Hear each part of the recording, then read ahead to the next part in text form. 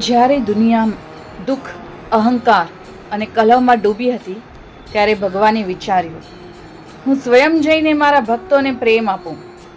એ ભગવાન બીજું કોઈ નહીં, ચૈતન્ય મહાપ્રભુ હતા.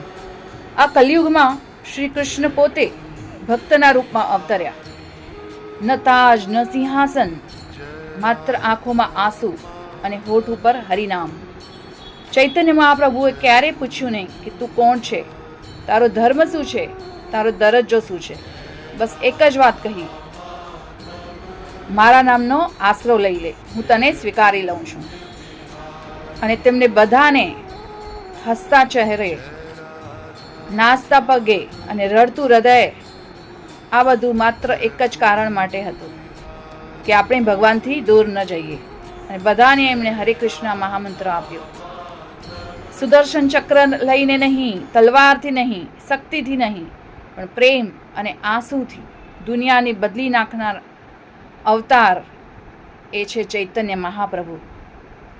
કલયુગનો સુવર્ણ અવતાર શ્રી ચૈતન્ય મહાપ્રભુ કી જય. હરે કૃષ્ણ.